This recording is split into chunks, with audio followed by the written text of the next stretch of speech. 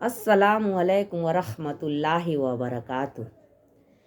قرآن کریم کے فضائل، یعنی جب ہم قرآن شریف کو پڑھتے ہیں وہ اللہ کا ذکر ہوتا ہے، یعنی اللہ سے ہم باتیں کرتے ہیں، اللہ تعالیٰ کے ساتھ ہم دھیان لگاتے ہیں، اللہ کے ساتھ ہم مشغول ہو جاتے ہیں، یعنی اللہ رب العزت کے سامنے، اللہ رب العزت ہمارے سامنے ہوتا ہے جب ہم قرآن پڑھتے ہیں اور وہ دیکھ رہا ہوتا ہے۔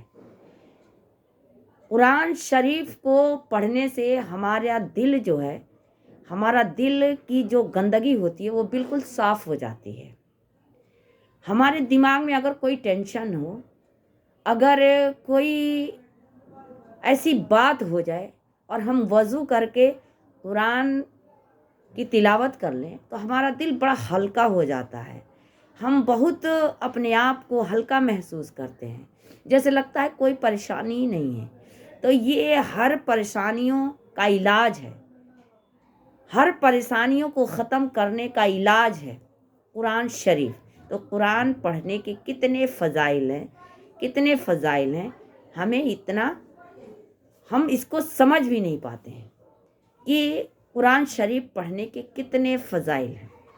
اور قرآن پڑھنے کا مطلب اللہ کا ذکر، قرآن پڑھنے کا مطلب اللہ ہمارے سامنے ہے، وہ ہمیں دیکھ رہا ہے، ہم اللہ کی طرف دھیان لگائے ہوئے ہیں۔ حضرت ابو ہریرہ رضی اللہ تعالی عنہ فرماتے ہیں کہ رسول اللہ صلی اللہ علیہ وسلم نے ارشاد فرمایا، قرآن شریف سیکھو، یعنی قرآن کو پڑھنا سیکھو، سمجھنا سیکھو، اس کا مطلب سیکھو، پھر اس کو پڑھو۔ قرآن کو پڑھنا سیکھو، قرآن شریف کو سیکھو، پھر اس کو پڑھو۔ اس لیے کہ جو شخص قرآن شریف سیکھتا ہے اور پڑھتا ہے اور تہجد میں اس کو پڑھتا رہتا ہے، اس کی مثال اس کھلی تھیلی کے جیسے ہے جو مشق سے بھری ہوئی ہو۔ یعنی جو لوگ قرآن کو سیکھتے ہیں پھر اس کو پڑھتے ہیں، وہ اور اس کا پڑھنا کھلی تھیلی کے جیسا ہے۔ جس طرح تھیلی کھلی ہوتی ہے اور مشک سے بھری ہوئی ہو، اس کی خوشبو تمام مکان میں پھیلتی ہے۔ مشک کا جو خوشبو ہے وہ تمام مکان میں پھیل جاتی ہے۔ اور جس شخص نے قرآن کریم سیکھا، جس انسان نے قرآن کریم کو سیکھا، قرآن شریف کو پڑھنا سیکھا، پھر باوجود اس کے کہ قرآن کریم اس کے سینے میں ہے، قرآن شریف اس کے سینے میں ہے اور وہ سو جاتا ہے، یعنی اس کو تہجد میں نہیں پڑھتا، اس کی مثال اس مشک کی تھیلی کی طرح ہے جس کا منہ بند کر دیا گیا۔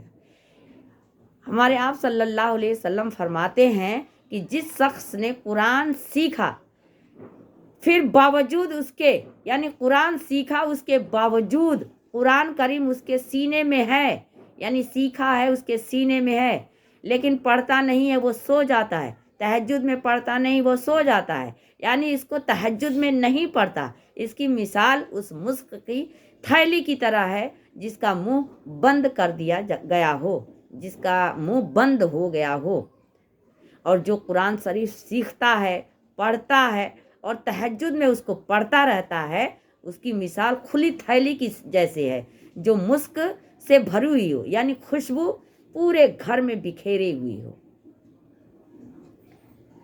قرآن کریم کا مثال مشک کی اس لیے دیا گیا ہے کہ حافظ کا سینہ اس تھیلی کی طرح ہوتا ہے، جو حافظ قرآن ہوتا ہے اس کا سینہ جو ہے وہ مشک کی تھیلی کے جیسے ہوتا ہے، جس میں مشک ہو، لہجہ قرآن کریم کی تلاوت کرنے والا حافظ اس مشک کی تھیلی کی طرح ہے جس کا منہ کھلا ہو، اور تلاوت نہ کرنے والا مشک بند تھیلی کی طرح ہوتا ہے۔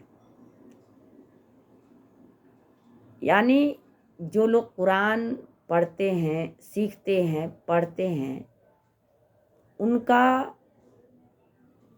جو مشک کی کھلی ہوئی تھیلی کے جیسے बताया है हमारे आप सल्लल्लाहु अलैहि वसल्लम ने।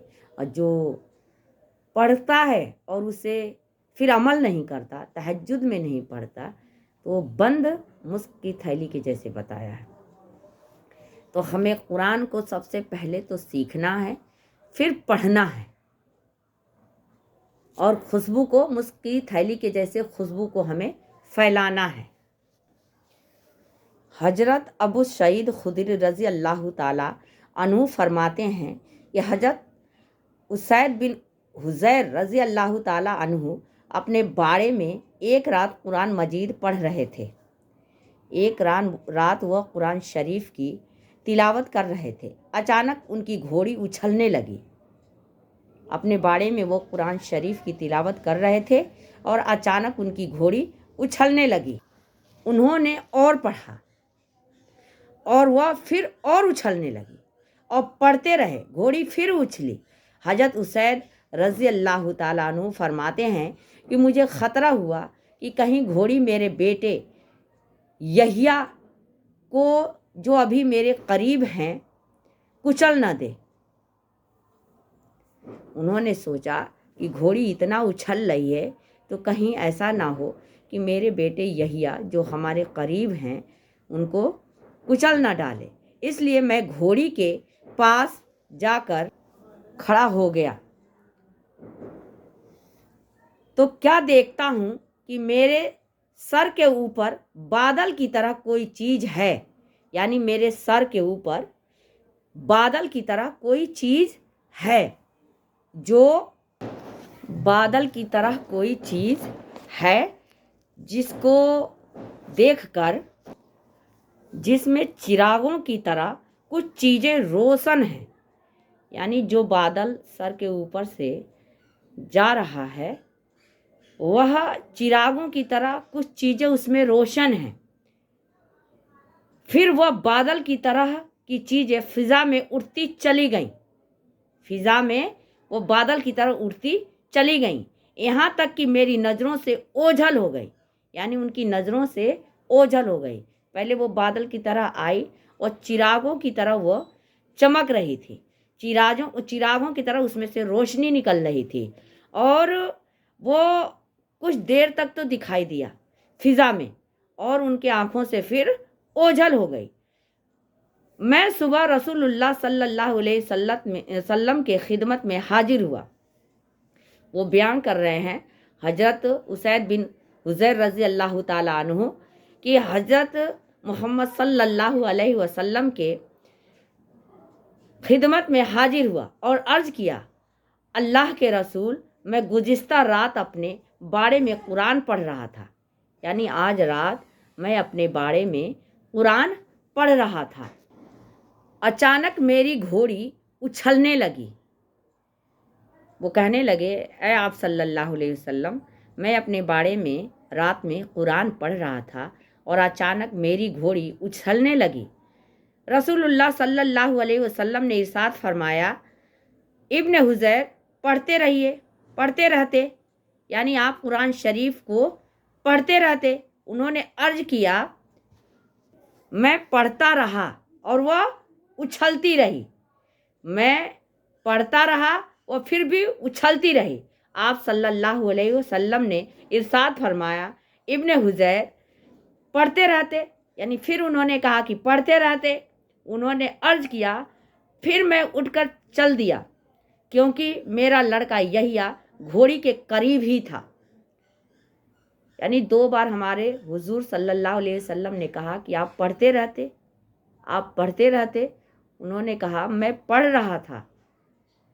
रहा था लेकिन मैं बंद कर दिया क्योंकि हमारे पास हमारे बेटे यहिया घोड़ी के पास ही करीब ही थे। मुझे डर लग गया कि कहीं घोड़ी इनको कुचल ना दे। क्या देखता हूँ कि बादल की तरह कोई चीज़ हमारे सर के ऊपर से गुजर रही है जिसमें चिरागों की तरह कुछ चीज़ें रोशन हैं। यानी चिराग के मानिंद उसमें कुछ रोशनी है। मैंने देखा। फिर वह चीज़ फिज़ा में उड़ती चली गई, यहाँ तक कि मेरी नज़रों से ओझल हो गई। वो बताने लगे कि कोई चीज़ ऐसा था जो चिराग के मानिंद, उसमें रोशनी था, बादल के जैसे था, चिराग के जैसे रोशनी थी। कुछ वो ऊपर उठती चली गई और मेरे आँखों के सामने ही वो ओझल हो गया, यानी चला गया। इस बात को सुनकर हमारे हुजूर सल्लल्लाहु अलैहि वसल्लम ने कहा, वो फरिश्ते थे जो तुम्हें दिखाई दिए, वह कुरान को सुनने के लिए आए थे, वह कुरान को सुनने के लिए आए थे जिसको तुमने देखा। अगर तुम सुबह तक पढ़ते रहते तो वह लोग भी उनको देख लेते। यानी अगर आप कुरान शरीफ की तिलावत सुबह तक करते रहते तो वो लोग भी उनको देख लेते और वह फरिश्ते उनसे छुपे नहीं रहते। यानी अगर तुम सुबह तक कुरान की तिलावत करते रहते तो और लोग भी उन्हें देख लेते, यानी फरिश्ते उनसे छुपे नहीं रहते। तो ये है हमारे कुरान शरीफ पढ़ने की फ़जीलत, ये है कुरान शरीफ तिलावत करने की फ़जीलत। कुरान शरीफ को पढ़ना हमारे लिए मामूली नहीं है, कुरान शरीफ की तिलावत मामूली नहीं है। कुरान शरीफ को पढ़ने की बहुत बड़ी अहमियत है। कुरान शरीफ को पढ़ना हमारे लिए बहुत ज़्यादा अज्र है। तो हमें कुरान को सबसे पहले सीखना चाहिए और सीख कर पढ़ना चाहिए और मीनिंग को भी समझना चाहिए, मतलब को भी समझना चाहिए। तभी हमें पता चलेगा कुरान शरीफ क्या कहता है। अल्लाह ताला ने कुरान को हमारे आखिरी पैगंबर सल्लल्लाहु अलैहि वसल्लम के ज़रिया हमें क्या हुक्म दिया है।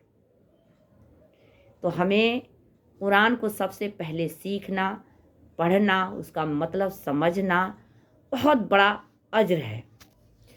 हज़रत आयशा रज़ी अल्लाह ताला अन्हा हज़रत आयशा रज़ी अल्लाह ताला अन्हा रिवायत करती हैं कि रसूलुल्लाह सल्लल्लाहु अलैहि वसल्लम ने इरशाद फरमाया कि हाफिज़ कुरान जिसे याद भी खूब हो, यानी कुरान शरीफ उसको याद भी खूब हो और पढ़ता भी अच्छा हो, इसका हश्र क़यामत में उन मुअज़्ज़िज़ फरमा बरदार फरिश्तों के साथ होगा जो कुरान शरीफ को लौह महफूज से नकल करने वाले हैं। हमारी अम्मा आयशा रज़ी अल्लाह ताला अन्हा फरमाती हैं कि जो इंसान कुरान हाफिज़ हो, यानी कुरान खूब याद हो और खूब अच्छा पढ़ता हो, तो उसका हश्र क़यामत के दिन उस मुअज़्ज़िज़ फरिश्तों के साथ होगा जो कुरान शरीफ को लौह महफूज से नकल करने वाले हैं। यानी उनका हश्र इतना बड़ा होगा। और जो इंसान कुरान शरीफ को अटक अटक कर पढ़ता है, यानी उसको सही से अभी पढ़ना नहीं आता है, अटक अटक कर पढ़ता है, उसमें मुशक्क़त उठाता है, तो उसके लिए दोहरा अजर है। यानी जो इंसान अटक अटक कर कुरान शरीफ पढ़ता है और मुशक्क़त उठाता है, परेशानियां उठाता है, उसके लिए दोहरा अजर है, यानी सवाब है, दोहरा, डबल। एक तो वो कुरान शरीफ को अटक अटक कर पढ़ रहा है, यानी वो सही पढ़ने की कोशिश कर रहा है, वो सही पढ़ने के लिए कोशिश बार बार कर रहा है, मुशक्क़त उठा रहा है, परेशान हो रहा है। और दूसरा वो कि मुशक्क़त भी कर रहा, परेशान भी हो रहा, लेकिन उसको छोड़ नहीं रहा, यानी पढ़ने को वो उसमें लगा हुआ है, तो उसको दोहरा अज्र मिलेगा। कुरान शरीफ को वो कोशिश में लगा हुआ है, अटक अटक कर पढ़ रहा है, लेकिन कोशिश में सही पढ़ने के लिए लगा हुआ है, तो उसको दोहरा अजर होगा, उसको दोहरा सवाब होगा। तो कुरान पढ़ने के कितने फ़ायदे हैं, कुरान शरीफ पढ़ने के कितने फ़ायदे हैं। तो हमें भी कुरान शरीफ کو सबसे पहले तो सीखें। जो मुसलमान अपने बच्चों को नहीं सिखाते हैं, उनको सबसे पहले चाहिए कि पहले कुरान को सीखें, सिखाएं।